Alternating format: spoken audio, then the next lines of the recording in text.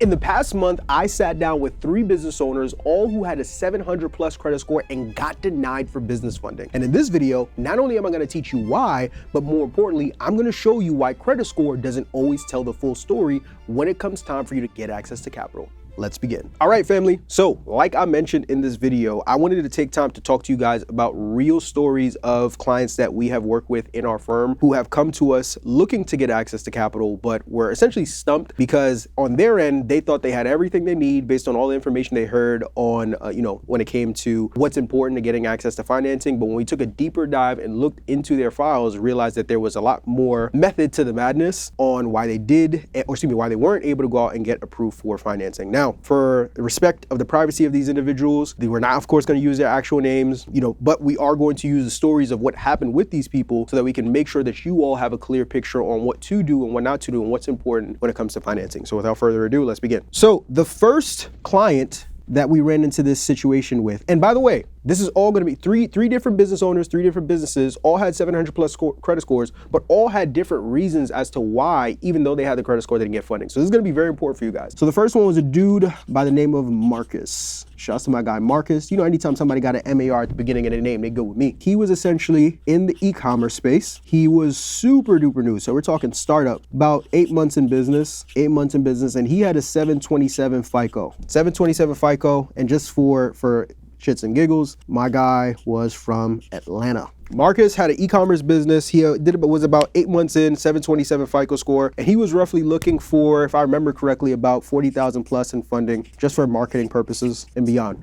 When it came to Marcus, he came to us after he had tried to get funding and financing himself. And one of the things that we do within our firm before we just start running shotgunning individuals to all different types of lenders, we analyze their personal situation and their business situation with a fine-tooth comb from the same lens that the underwriters are looking at, right? We don't want to just send you to Chase and Wells Fargo and American Express because that's what everyone else is talking about, because your situation may not necessarily call for that. Within our business funding analysis process, one of the things we learned very quickly as to why Marcus, even with the 727 FICO score, wasn't able to get approved is because the more we looked into his report, one of the biggest things that we were able to notice and take away from his situation is that even though he had a 727 FICO, that 727 FICO was filled with AUs. What do I mean by that? AUs is short for authorized users. These are essentially accounts that you can use to, whether you buy them. I know there are some people who buy them from like different companies and providers, other people who have like friends and family that have like really strong credit, and when they're getting started, they use authorized users to help kind of give their credit report to piggy up. And the purpose of an authorized user is that it is supposed to be a great starting point to help you potentially start applying for your own primary lines of credit. The big mistake that most people make, which is the exact mistake that Marcus made, is that he essentially built his entire strategy around building his credit report on AUs, right? So built credit report on AUs. And the problem with this approach is that authorized users, once again, are a stepping stone. They are a piggyback. They are not the end all be all. And on the front end, while it may look your credit report nice, especially when it comes time for you to get access to business financing, that is not going to be enough to move the needle for banks to want to give you $10,000, $20,000, $50,000 in funding. But he didn't know that because he essentially had consumed a lot of information online that just told him like, hey, you just need a 700 plus credit score, you get 50 to 100K. 700 plus credit score, you get 50 to 100K. When in actuality, that wasn't the fact. In terms of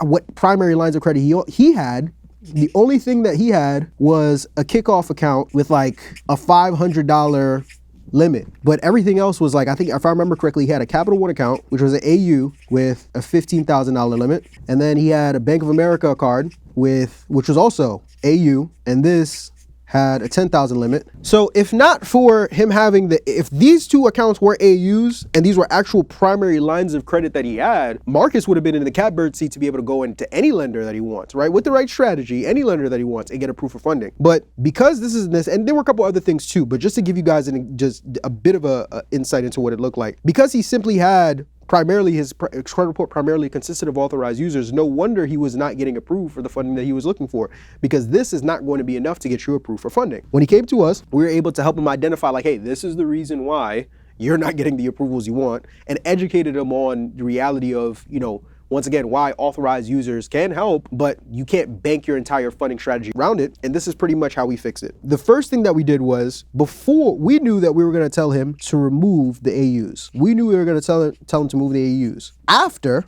building his own credit. So because he already had them on his report, we didn't want to rush and tell him to take it off. We wanted to use those as leverage for him to be able to go out and start applying. He already had built some credit history from this Kickoff account that he had here. But beyond that, credit building accounts like Kickoff are not going to be enough for you to be able to go out. I think he had about like 7 to 8 months of history with the Kickoff account that we had here. So he said, hey, listen, the game plan is long term, the AUs have to come off because yes, they look nice, but they're not going to move the needle when it comes to getting funding. We need you to get your own primary lines. So we leveraged the AUs and we leveraged the history that he had with the Kickoff account, and we had him start applying for some starter primary cards. So one of those primary cards being a Discover card, the next one being an Apple card, and then the next one being an Amex Blue. Those are the 3 cards that we had him apply for. And then from there, after he got approved for those cards, the next step plan of action that we told him was like, hey, we can't really work with you yet because you need to build some history here. So we then advised him to now take these cards and let them build for 6 to 12 plus months, and then also request limit increases. Why? What he would do after 6 to 12 months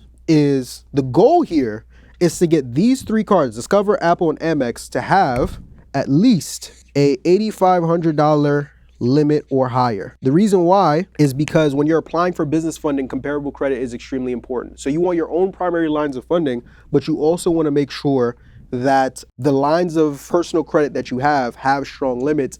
Because if you show lenders that you can properly manage an $8,500, a $10,000, a $12,000 personal credit card, it makes it that much easier for them to give you a $15,000, a $20,000, a $25,000 business credit card product later on. And removing the AUs after building the primary, so we had him apply for these cards, hold on to them for 6 to 12 plus months, within every 3 to 6, 6 to 8 months, requesting limit increases until he got to at least $8,500, and then from there he would then be able to go ahead and circle back. He's still actually in the process of doing this, so we haven't officially got him funded yet, but then later on we know he would be in a much better position to go out and get approved for funding. So that's how we went ahead and took care of Marcus. Now we talked about a startup. The next person that's on this list is actually a little bit more of an established entrepreneur, and it's my guy Andre, who hails from the city of Houston, Texas. I love Houston, by the way. If anyone who's watched from Houston, I love Houston, the food, the vibe, the women. But my guy Andre from Houston, Texas, Andre actually had a 730 credit score, 730 FICO score, right? He had been in business when we spoke for 4+ years, and he had a residential cleaning company. Now with Andre, he also was getting denied for funding and could not for the life of him figure out why. Couldn't figure it out because he had the FICO, and unlike Marcus, even when we looked a little bit more into his situation, he actually didn't have a bunch of AUs. He had everything. Like his primary lines of credit were great. He had like 2 to 3 primaries with 10,000 plus limits. So we were just as baffled as he was as to like why he wasn't getting approved. His business was aged very well. He had the FICO score. He had the primaries. Like, what is going on here? It wasn't until we sat down and spoke a little bit more about him that the layers started to get peeled back and we figured it out. So here was the situation with Andre. Before he came to work with us, he had a primary lender that he was looking to get funding from, which was Chase. Tried to go and apply for a business credit card with Chase, but kept getting denial after denial after denial after denial and couldn't figure out why. And it wasn't until he explained to us that several years prior, he had actually had a charged off account with Chase that he went through a credit repair process and had removed. Then after the fact, years later, tried to spin back and think that everything was gravy, when Chase was clearly like, nah, everything is not gravy, be gone. Right? Why is this important? If you are looking to apply for financing, you have to, and you've gone through a credit repair process before, right? So life happened, things went awry, and you had a card or whatever it may be with a lender and things didn't work out. You have to now register in your mind that you're essentially on the blacklist with that lender, in that you can't spin the block back and try and get financing from them, because even though it doesn't show on your credit report, so Chase, he was on a blacklist with him, even though it doesn't show on your credit report, it stays in the bank's internal system. Stays in the bank's internal system. So your credit may say one thing, but the internal, let's call it the IS, internal system may say, we don't want you anymore. And that's essentially what happened with Dre. He had gotten them charged off removed, but it didn't change the fact that Chase remembered, like, hey, you kind of did us dirty. Like, we don't want to work with you. So we knew that Dre essentially had everything he needed to be able to go out and get access to financing, right? It was just a matter of shifting his strategy to where, hey, you're not hyper focused on trying to get funding from Chase, because the big thing with him was like, hey, I go online and everyone keeps talking about Chase. I want to get funding from Chase. You can't work with Chase. Kind of burned the bridge with them. And you got to understand that most banks are very relationship focused. And essentially here, he got to soil that relationship. And it's not all bad because there's still other lenders that he could work with, which is essentially what we helped him do. So what was the fix? The fix was very simple.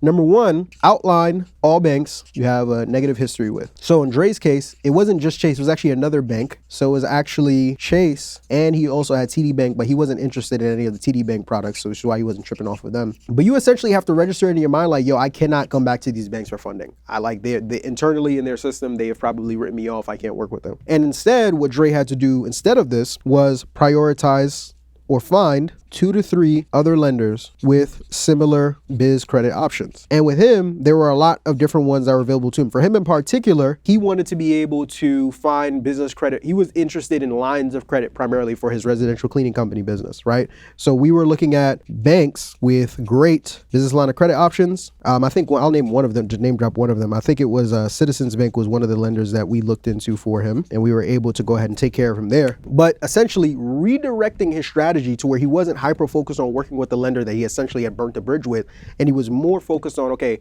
how can I take the tens of hundreds of other lenders that are out there who offer similar products to this bank that I'm trying to work with, and see if I can go ahead and get funding and financing from them. And we were able to go ahead and get them taken care of. The third business owner that we worked with was Miss Amina. Miss Amina from the Windy City of Chicago, Illinois. Yes, sirski.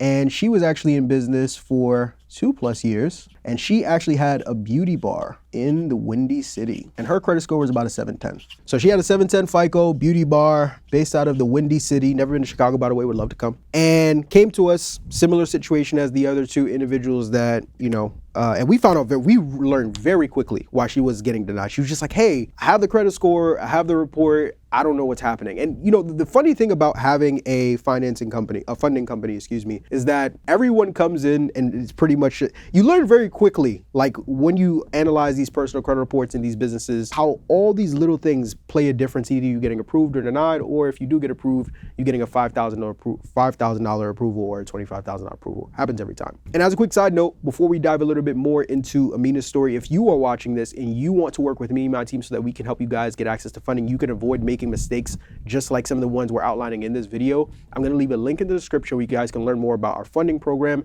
and how we analyze your business from the same lens that the underwriter does, so that you can make sure you're putting yourself in the best position possible to go out and get approved. The link for that is going to be in the description below. But back to the video. Going back to Amina, 2+ years in business. She had a beauty bar, 710 FICO, based in Chicago, Illinois, and came to us and could not figure out for the life of her what happened, right? Her credit report was smooth. Everything, as we were going through it, looked good, right? Credit history looked good. She had been building her credit from like college and was just on point. 8+ years of history, smooth. Oh my goodness. Credit limits look good. Her credit limits were amazing. She had an average of 7,000 plus on credit, a little bit lower than the 8,500 than we would have liked, but it still can get the job done, right? In terms of payment history, 100%. I mean, you can't have a 710 FICO with payment history less than that. So what happened with Amina? Well, everything looked good until we got to the inquiry section, ladies and gentlemen. You see, Amina had went shopping and had over 23 plus inquiries on her report.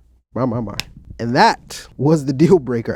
In context, she didn't just have 23 inquiries. She had 23 inquiries within at that time, the last 6 to 8 months. Why is it that Amina having 23 inquiries, despite having the credit history and the limits and the payment history, hurt her? Well, the reason why it hurt her is because, first off, to contextualize these inquiries, this was a mix of her trying to go and apply for a car, but then also she tried to go through the funding process herself before coming to us. So it was a blitzkrieg of partially inquiries that came from the car financing purchase and partially inquiries that came from the let me DIY it before I work with these guys process. And as a result, it hurt her tremendously. Why? Well, the reason why is because the number one rule of thumb when you're dealing with lenders is to understand that banks want to give money, but they want to make sure that they're minimizing the risk that they take on when they do so.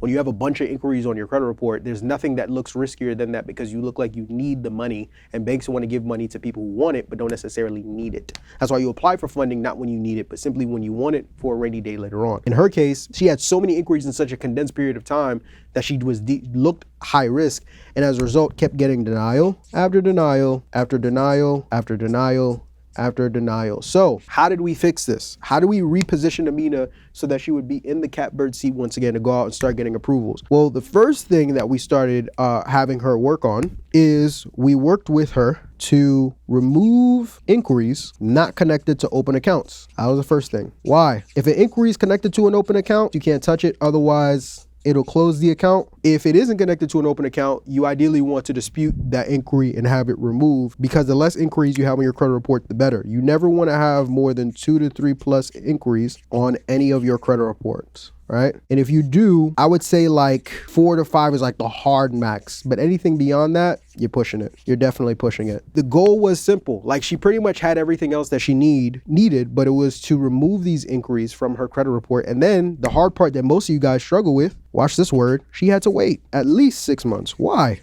Why does Amina have to wait? Is it because it would take 6 months to remove the inquiries? Well, not necessarily, but she had to wait because now with a lot of these lenders, if you apply for funding with a lender and you get denied, the worst thing you could try and do is to try and spin back the block after 1 or 2 months. Like, it's just not gonna happen. You wanna give that bank at least 3 months minimum, 6 months ideal, a year if you really are patient and you're like, all right, I learned my lesson, I'm gonna wait, I'm gonna do this thing the right way. Because if you keep trying to circle back every 2 to 3 months, once again, now you're just increasing your risk factor in the eyes of lenders to where not you're never going to get approved. So had she had just not tried to do it herself and was also more conscious about trying to finance a car while she was also looking for financing for her business, we could have easily gotten her approved for like 50 to 75,000. Like, no, if with our eyes closed, no ifs, ands, or buts about it. But mistakes like these are so costly, and as a result, it took what she tried to condense into a couple week process into now a 6+ month timeline that it didn't have to be, just because she wanted to be a DIY warrior and not really, and no, there's no shame to her, but like not really take time to understand the nature of what these lenders are looking for, right? So I share these stories with you guys to make a much larger point for you all to understand that when it comes time for you to go out and get access to funding, having the 700+ score is great, but it really comes down to strategy, understanding the guidelines that lenders are looking for, understanding that it's more than a score and it's about your report, and all the different moving variables that play a role into your business's ability to go out and get funded. Use the stories of these clients that we've worked with to better curate your decision making when it comes to getting access to financing, and I promise you, you won't have to bump your head against a wall like these individuals did, so that you can go out and have success. As always, ladies and gentlemen, my name is Marvin Francois. If you enjoyed this video, once again, the link to learn more about how to work with me and my team to help you get funded is in the description below. And until next time, peace.